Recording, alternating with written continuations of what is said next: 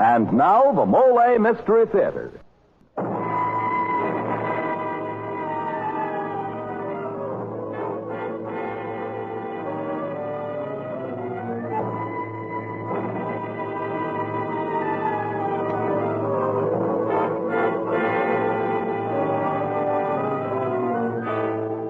Good evening. This is Jeffrey Barnes, welcoming you to the Mollé Mystery Theater, a program that presents the best in mystery and detective fiction. Our stars tonight are Julie Hayden, well-known stage actress, and Everett Sloane, stage, screen, and radio actors.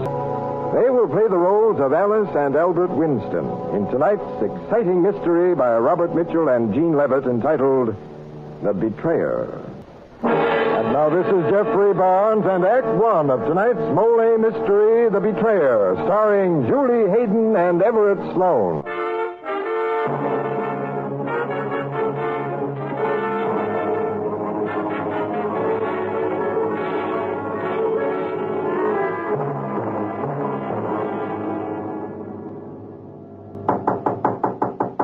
Come in. Ah, it's you, Inspector. Now, what's all this about the Scott woman being murdered? Well, that's what I want to talk to you about, Chief. Well, I thought it was suicide. No, Chief. Murder. Look, I want you to listen to these dictaphone records. Here, I'll play them back to you on your machine. Something to do with the case? Plenty. Now, listen to this. To whom it may concern, in less than 30 minutes, I'm going to betray Albert Winston.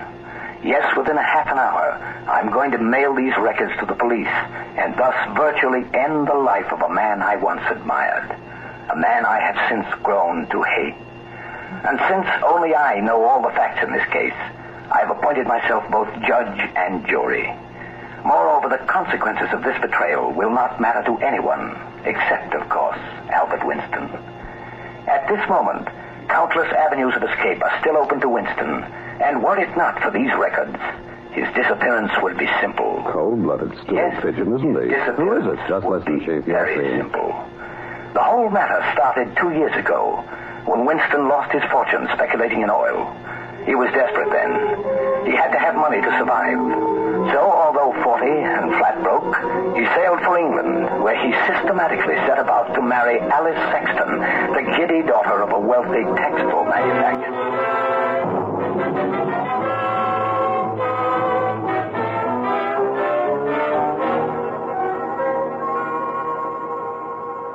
Albert, I'm so happy, so very happy. It was a lovely ceremony, wasn't it? Yes, it was, so Alice. quiet, just a few friends and father and Bishop Randall. That's the way a wedding should be. Don't you think so, Albert? Yes, I agree thoroughly, my dear. Hello there, you two.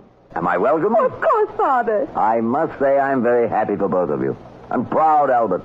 Proud to have you as my son. Oh, thank you, sir. Oh, Father, wasn't it a lovely ceremony? Just you and Bishop Randall are very good friends. That's the way a marriage should be. Yes. You're quite right, my dear. Now, run along a moment, will you? I want to talk to Albert. I shan't keep him from you long, child. Well, all right, Father, but only for a moment. Now, you see, my boy, I love my daughter very dearly. But I'm afraid she has almost no concept of money matters. So read this over and let me know if you think it's satisfactory. Yeah. What? But, sir, ownership of the Sexton Mill? That's right. You and Alice, joint ownership. 40% of the yearly profit. It's quite a sum, my boy. Oh, sir, I don't know how to thank you, what to say. Then don't say anything, son. By the way, I suppose you'll be leaving tonight on the honeymoon. Well, as a matter of fact, we're not leaving until the day after tomorrow. Tomorrow's the 4th of July, you know. Oh, yes. Quite a holiday to you, Yankees. Yes, but we Yankees would hardly delay a honeymoon over it. It's, Alice, she's decided the thing for us to do is celebrate in a nightclub. She made all the arrangements. I think it's a bit silly, but I wouldn't hurt her feelings about it. Yes, my daughter does have silly notions at times. Well, good luck, my boy.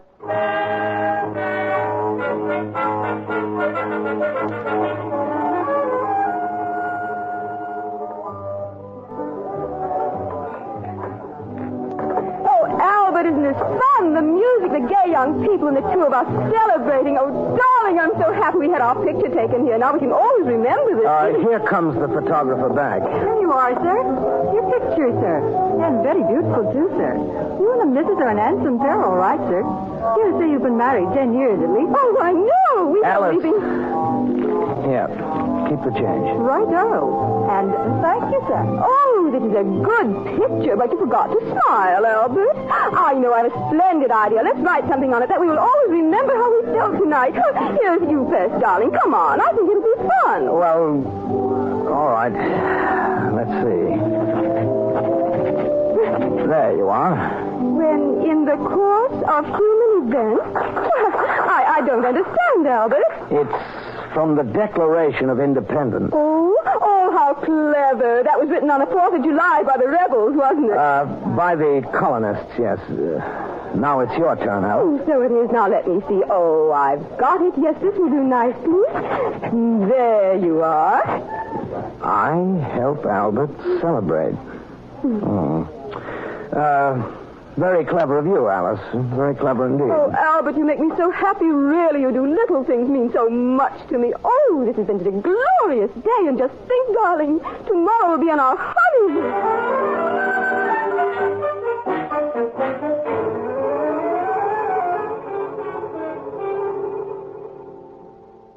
Oh, Albert, haven't these 3 days at the inn been wonderful? Well, yes, Of course, as I've always told Father, there's nothing like a week in the country. Don't you think so, Albert? Well, I Fresh air is suppose... so good for your health. Don't you think so, Albert?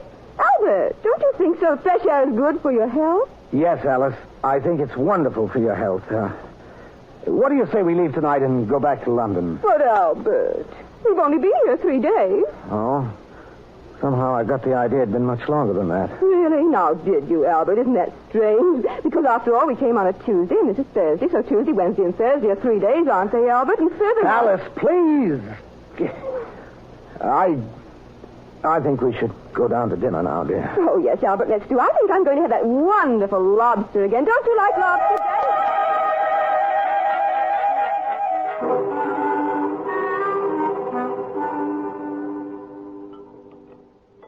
Albert, dear, who's that lady over there, the one without the coat? I think she's a stranger. Do you know her? No, I don't. Well, she seems to be coming over here. I beg your pardon, but do you people happen to be returning to London tonight? Tonight? No, yes, that's an excellent idea. Tonight, Albert? But, darling, we intended to stay a week. We're going back to London tonight. Oh, well, then, could you possibly give me a ride? I'd be so deeply obliged. Oh, it'll be a pleasure, Miss... Mrs. Scott. Mrs. Jones Scott.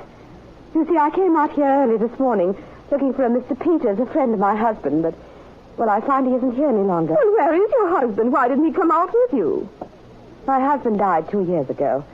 I thought this Mr. Peters could help me. You see, neither of us had any family. Oh, dreadful. No one to turn to. Isn't that tragic, Albert? But tell me, what happened to Mr. Scott? Was he... Alice, doesn't it occur to you that you're prying? Now finish your dinner and let's be going.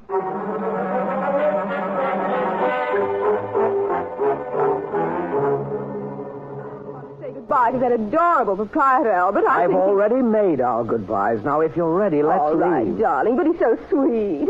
And his name is Mr. Chin. Isn't that a peculiar name, Albert? You know, that's where the inn gets its name, Chin House. How quaint. Now, will you and Mrs. Scott get to the car?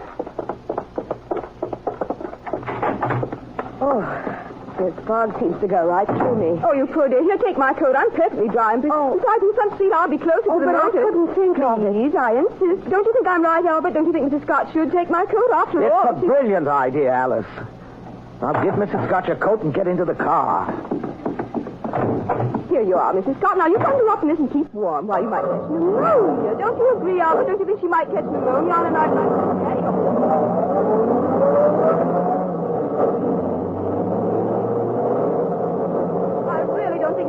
So fast, do you, Albert? I mean, you're an excellent driver and all that, but don't you think it's dangerous, Albert? I mean, with the rain and the fog and the road is so slippery that... Please, don't drive me.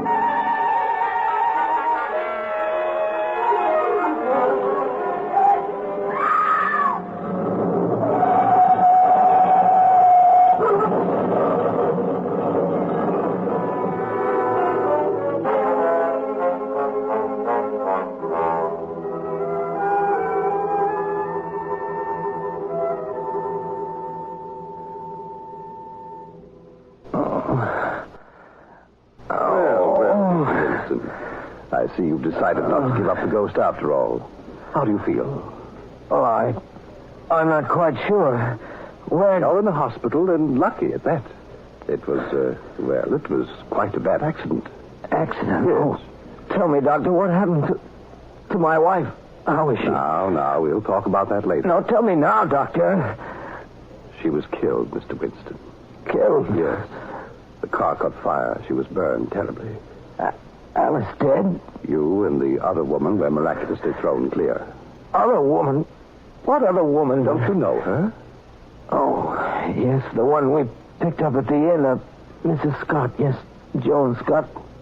How is she? Well, not too good, I'm afraid. Physically, it's just a matter of bruises, but her mind... Well, it was a serious shock, you know.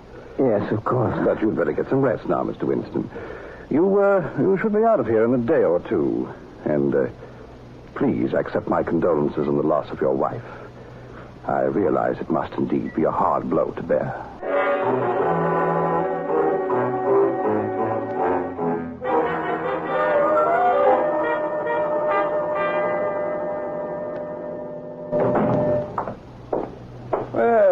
Well, good morning, Mr. Winston. It looks as though you'll be leaving us today. Yes, I'm going to Manchester, you know, to meet my father-in-law and attend my wife's funeral. Yes, of course. But before you go, I'd like you to do me a little favor. A favor? Yes. It's about Mrs. Scott. You see, to this minute, she doesn't remember one single thing beyond waking up here in this hospital. Oh, good heavens. Now, I'd like you to come with me, and if you don't mind, and my plan, Mr. Winston, is simply this. You are Mrs. Scott's last definite link with the past. I see. Yes. And if she should see you suddenly and hear your voice, it may jar loose the barrier that is holding back her memory. Mm-hmm. Yes. Here we are. This is her room. Now, go in alone and tell her who you are. I'll wait out here. All right, Doctor.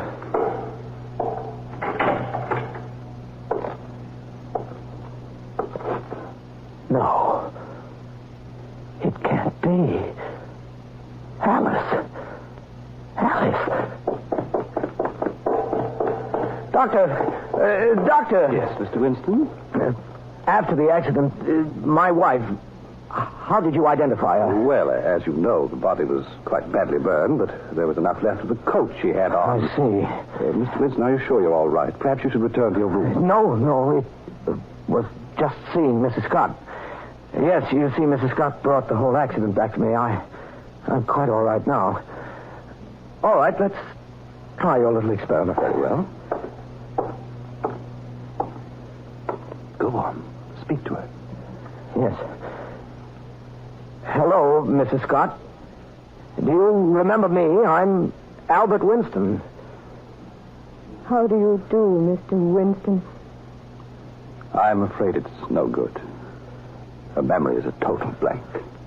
Yes. It seems to be, doesn't it?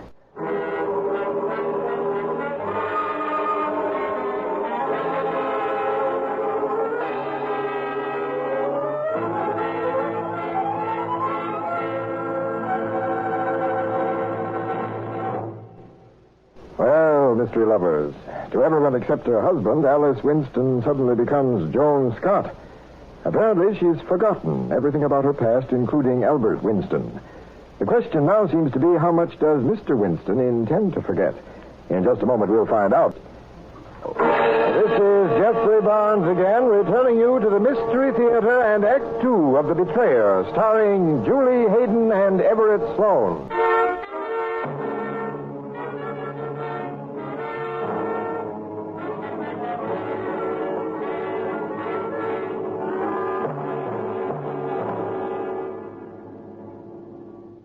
So this Albert Winston permitted everyone to think his wife was dead and buried, eh, Inspector?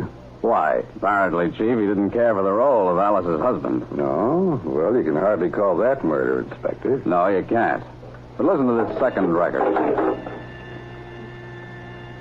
I believe it was the exact moment that Winston walked silently from his wife's room, the secret intact, that I didn't like the man. For it was then that he gave the first evidence of the absolute ends to which he would go for money. He knew that if his wife remained in England, eventually everyone would discover that she was not Mrs. Joan Scott. So quickly clearing up his affairs, he left for America and took the supposed Mrs. Scott with him, convincing the hospital authorities that since he was responsible for the accident, he should take care of her, implying also that he wished to take her to a psychiatrist in New York City. In America, Winston, using the money that continued to be sent to him from the Sexton Mills in England, set up a luxurious Park Avenue apartment. But goaded by the knowledge that his future rested on a precarious twist of his wife's mind, he spent endless hours testing her in 100 different ways.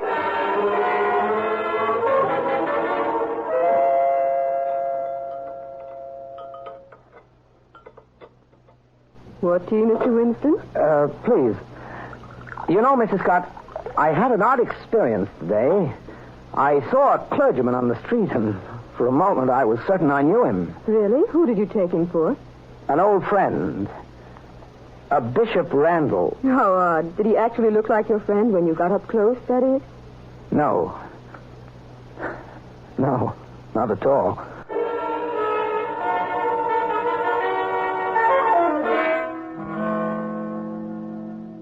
Would you mind handing me the paper, Mrs. Scott? It's there on the table behind you. No, of course not. Alice.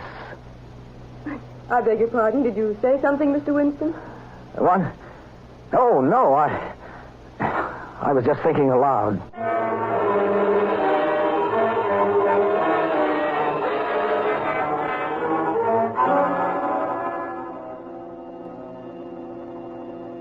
Though Winston continued to test the woman he called Joan Scott in every imaginable way, not once was the result positive.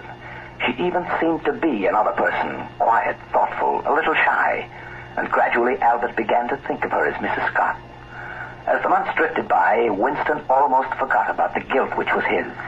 Shinhouse and Mr. Sexton and the accident became less and less real as Winston's life grew more luxurious, more entertaining. But then came a series of disturbing incidents.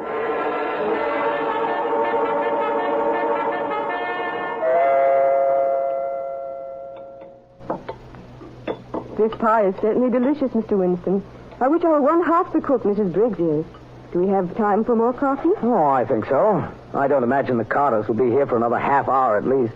Oh, incidentally, they managed to get tickets for that musical you wanted to see. Oh, Albert, that's wonderful. And won't it be a splendid evening? Just the Carters and you, Albert, and... Isn't that strange, Mr. Winston? I never called you Albert before. I'm sorry. It just popped out. Yes, of course it did, Mrs. Scott. But don't let it bother you. Under the circumstances, it's quite natural.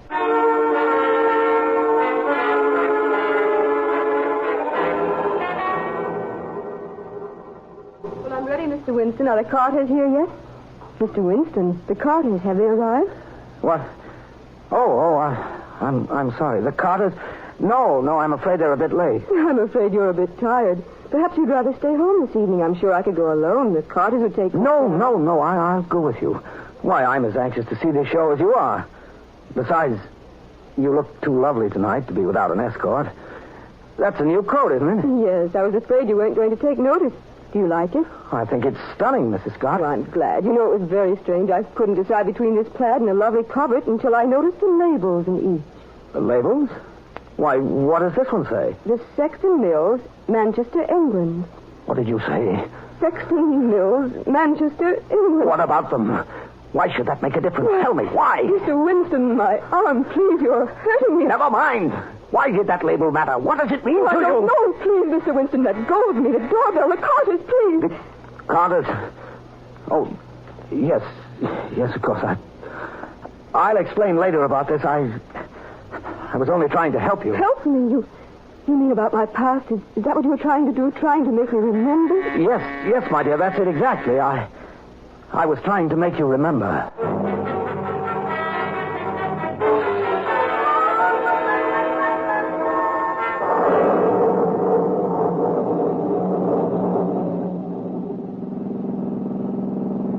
Well, Mrs. Scott, did you enjoy the performance? Yes, it was very good. Did you like it? Oh, I thought it was splendid. Of course, I can't go along with Carter's rabid praise. Matter of fact, I find him something of a bore. That's why I preferred not joining them afterwards. I hope you didn't mind. Oh, no, not at all. What with this rain and the excitement of the evening, I'd just as soon be headed for home.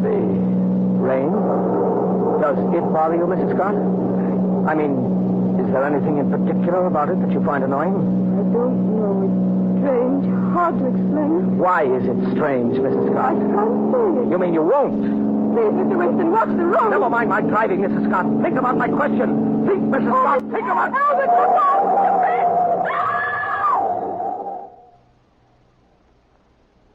What are you talking about, Mrs. Scott? There is no bridge.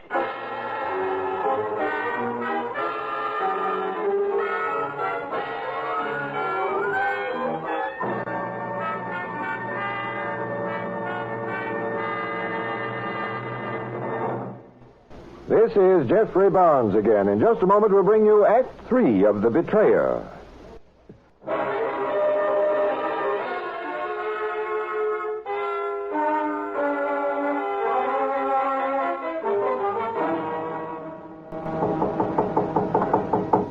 Come in. Well, how do you feel this morning, Mrs. Scott? I don't know. I'm very uneasy, troubled. I'm worried about you, too. Last night in the car, you seemed to have had an hallucination. You were so terrified, spoke of a bridge. I know. I realize now it was something I dimly remember from my past. Oh? What's that in your hand, Mrs. Scott? Oh, the scratch pad. Let me see it. It's covered with scribbling.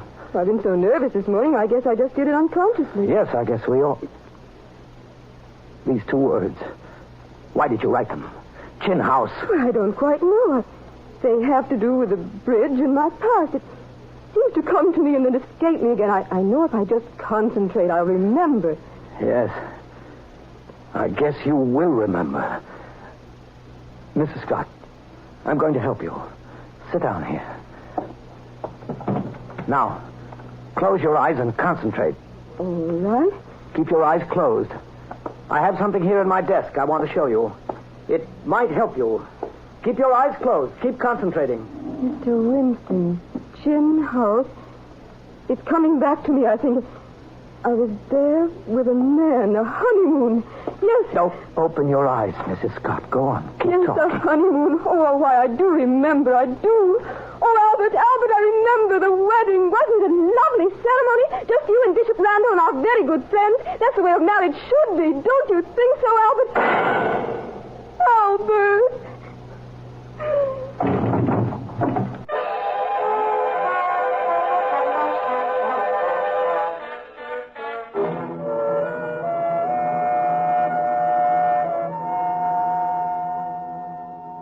Yes, Inspector, I suppose you're right. It was suicide. Yes, Mr. Winston. I've pretty well verified all you've told me with your friends and servants. She was a mental case. Often despondent, they tell me. I think the coroner's jury will bring in that verdict. Oh, by the way, Mr. Winston, do you have a permit for that gun? Well, yes, of course, Inspector. It's right here in the desk drawer. Here. Mm-hmm. And, what's that? What? The picture in the drawer there.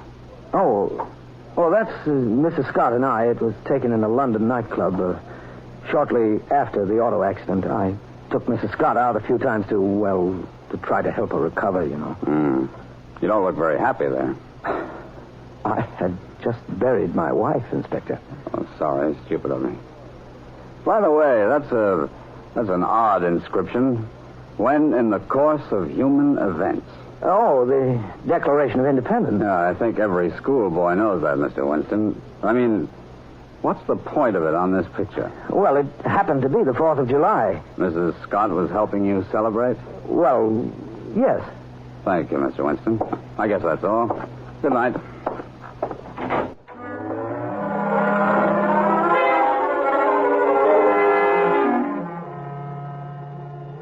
For a moment after the inspector left, Winston stood staring at the closed door and smiling to himself. Then turning, he started to put away the picture of himself and Alice. And suddenly he started violently and the picture fluttered from his hand.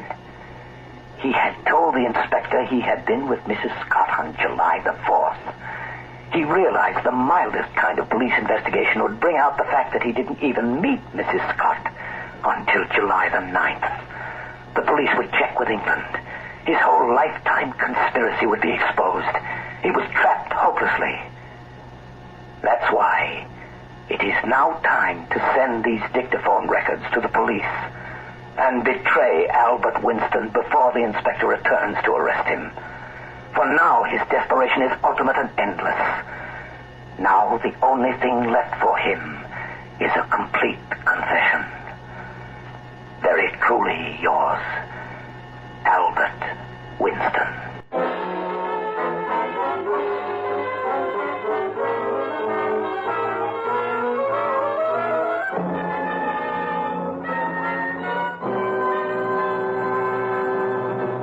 This is Jeffrey Barnes, bringing down the final curtain on tonight's Mystery Theater performance. The original music for the Mystery Theater is composed and conducted by Alexander Semmler.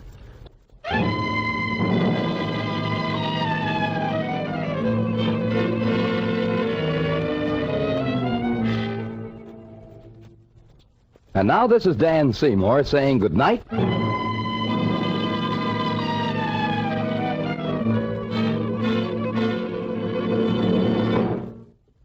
This is NBC, the national broadcasting company.